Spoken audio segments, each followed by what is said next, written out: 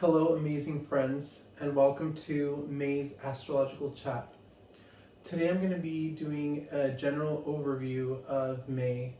General meaning I'm going to be talking about pretty much all the signs in one. In future months, I will be going back to doing individual signs, but for May, I've decided to do the generals. Which is I'm going to be discussing here with you guys. Pretty much, I've reviewed this about once, but I don't like to dig too deep into the aspects and get bogged down.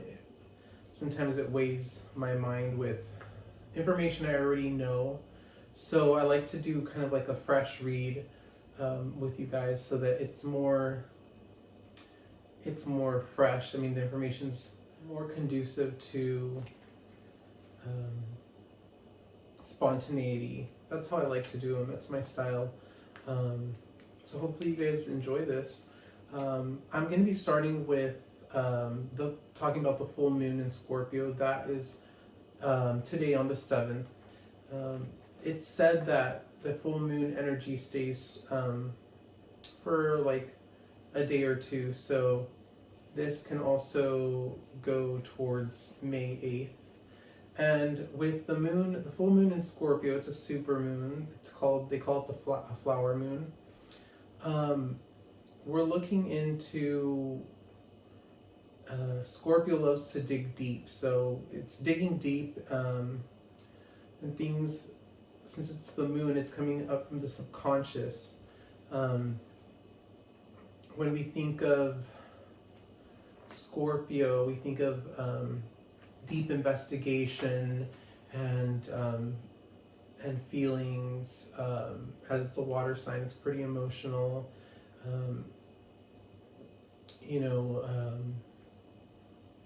As a collective, things in the media, we can get more answers. So it's very good. There's a lot of light that can be shed on certain things that we've been our own selves investigating or just coming up on their own. It's also a good time to release baggage, emotional baggage. It could be, subconscious. Some people, they write down thoughts on paper, things that don't serve them anymore. Some people, they flush it down the toilet, or they tear it up, or they burn it, and it's said sometimes that helps you. I think it's at a subconscious level to release it, to cast out that excess baggage. It's very practical and psychologically beneficial. Going a little bit back, on May 4th, I'm going to talk about the start of the month. The sun is in Taurus right now, all through about the 20th of April to the 20th of May. And having the sun there, our values are highlighted, are anything to do with money, possessions, things that we value, whatever we have. And that sun in Taurus is conjuncting Mercury, the planet of communication, that is also in Taurus. Conversations can be coming up about money, wealth, and in positive aspect. We could be thinking about whether it be a stimulus or money coming in from hidden sources, being that the full moon's going to be coming up in Scorpio. There could be light being shed on financial matters that you had been waiting for. You can find hidden money, valuables, whether you lost a watch, it can come back to you, or just resources. On May 5th, we're having a huge shift, and We just had it, actually. It's the North Node in Cancer moved to Gemini. And I've talked about the nodes a little bit before, and whenever the nodes shift, it's huge because it has to do with destiny. It has to do with your destiny in the world. And being that it's moving from Cancer to Gemini, things could be moving a lot faster. There's better communication with regards to your destiny and things that you know who you are at that really deep level. And being that it's in Gemini, its communication is going to flow a lot better regarding those matters. It's going to be less emotional, because Cancer can be very emotional, and that's a good thing, and home-based. So maybe you've been feeling more inward, more emotional, more home-based. You've been feeling more tied down to the home, and that makes sense during this time. When the nodes shift, things don't happen right away, but having the nodes in Gemini, also communication can be a lot more of an emphasis in the world, more than just how you feel all the time, which is good because it's nice to move away from heavy emotions that have saturated us in the past couple years. The nodes change every 18 months, so it's almost 2 years. I'm going to start talking about some other aspects during the month of May. So after the full moon in Scorpio, we have Mercury in Taurus. It'll be trining Jupiter and Pluto in Capricorn. A trine's always a really good thing. It's very beneficial. Having Mercury, which is a communicative planet, in Taurus is really good because Taurus is stable. It's ruled by Venus, which is the planet of love, beauty, kind of like resources, values, value itself. So having Mercury there's a lot of communication, stable communication happening. And being that it's trining, which is in cooperation, major cooperation with Jupiter and Pluto in Capricorn, there's an expansion on those loving communications, harmonious communications regarding Pluto in Capricorn, meaning kind of like the deeper, anything that's deeper, that's more under the surface regarding any matters to do with your business life, your organizations. It could be any Capricornian aspects, which can be your work life, who you are, how mature are you being in your daily life, and are you taking responsibility for your life? So that's really amazing because it's looking like a boost to that. I mean, you're communicating about it, you're digging deep, and you're getting results. Also on May 10th, Saturn is going retrograde in Aquarius. And anytime something is retrograde, you're going back, you're reanalyzing, you're reviewing. In this case, Saturn retrograde in Aquarius, you're reviewing your past performance, your past ability to perform responsibilities and life's duties. Could be just the more serious aspects. You're going back and you're reviewing them, but being that it's an Aquarius, you're doing it in a really innovative way. You're doing it in a really fresh way, revolutionary. You're finding out maybe how you're working out the kinks, and it could be your organization, your routines and how you like your relationship with business, your relationship with your higher ups. It's getting revolutionized. It's getting all that fresh energy from Aquarius that doesn't like to, stay stagnant and in the status quo. It's digging deep to find results and to work out things that weren't working in the machine of your life. On the 11th of May, Mercury is entering Gemini, and it loves being there. It's at home there. So we get, for the next 3 or 4 weeks, we get an easy flow of communication, and this means like if you want to get any negotiations done, any contracts, you're going to have a really clear mind, much clearer mind to do that. Having other planets in retrograde, I don't know, big contracts, you'll have the clear mind to do it, and be able to read in between the lines. So just make sure you're reading carefully and doing what you have to do. But being that Mercury is in its sign, you should have a very sharp mind for anything to do with communications, especially the communications of things that you've kind of, maybe you signed a contract in the past and you're just reviewing it. That's really good too. And you're kind of like going back to work, or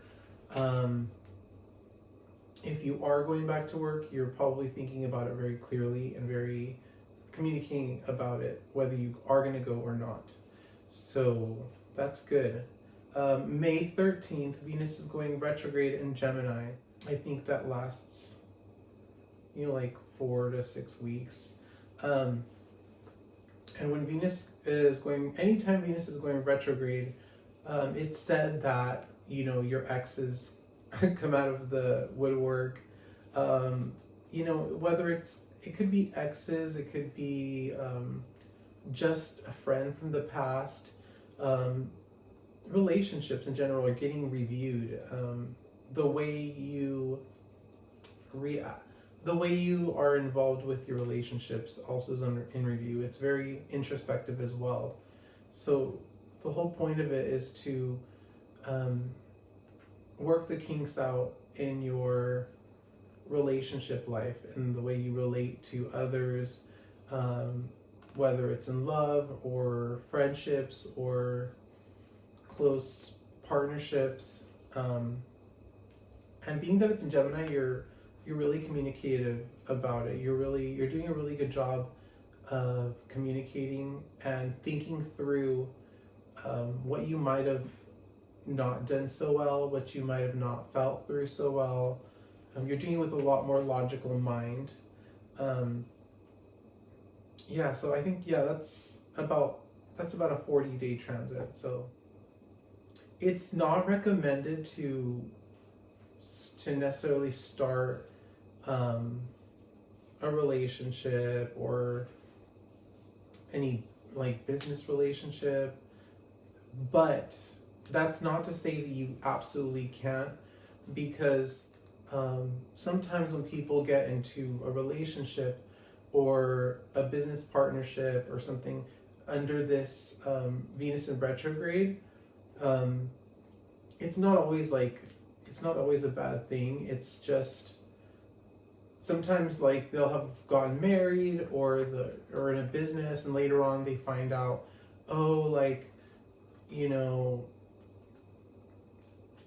they didn't know this person had a sense of humor, and it's really funny. Like, it's not a big deal, but it's just something that they didn't know. That was kind of like, since Venus is a little bit weakened, it's like, oh, I didn't realize that about you. I didn't realize they had that sense of style. So just things like that. On May 13th, Mars is entering Pisces, and having Mars in Pisces, it's not exalted, it's not in its favorite place, which isn't terrible. because Pisces loves to be very dreamy and very wishful. So you're probably taking action and maybe writing down poems or songs, or kind of taking action in plans for your future or things you're wishing for. So that's nice. On May 14th, Jupiter is going retrograde, my friends. The Great Benefic. So being that it's in retrograde, it's still going to bring you, good things. It's just going to be a little bit, maybe slightly less, maybe have more temperance regarding those things. Like it's going to give, but it's not going to be like insanely excessive. So I see that like you're going to be a lot lighter in like all the things that Jupiter's going to give you. You're not going to have to carry so much weight, which is good. And also Jupiter is the planet of spirituality and also your beliefs, like higher beliefs. So being that it's turned inward, it's going to be a good time for soul searching. Anything having to do with also your talents and your success, you're going to be kind of like inwardly analyzing where you want to go next and how you want to do it and how you want to expand into the world once Jupiter goes back direct. So, and that'll be in 4 months. So you're still going to get the benefits, but it's not going to be excessive strength until 4 months. So yeah. And May 15th, around the middle of the month, the sun is going into Taurus. It's still in Taurus, but it's trining Pluto in Capricorn. And Pluto in Capricorn, like I said before, it's digging deep. It's deep research into the workings of whether if it's collectively the workings of the world. This could be very good for having the sun in Taurus. That's dominated by a lot of love and a lot of beauty, so it's a loving aspect to Pluto can be a little bit dark and deep, so it's shedding light on hidden things. It's shedding, if it's for yourself, it's shedding light, really positive light on sometimes things that are hidden within you. It could even be hidden talent. It could even be hidden strengths that you have that you didn't know. And having that brought forward can help you transform in this time to prepare you for the next season, which is Gemini season. You can be digging deep to surface those things and then communicate about them once Gemini season comes. So take it out into the world after that.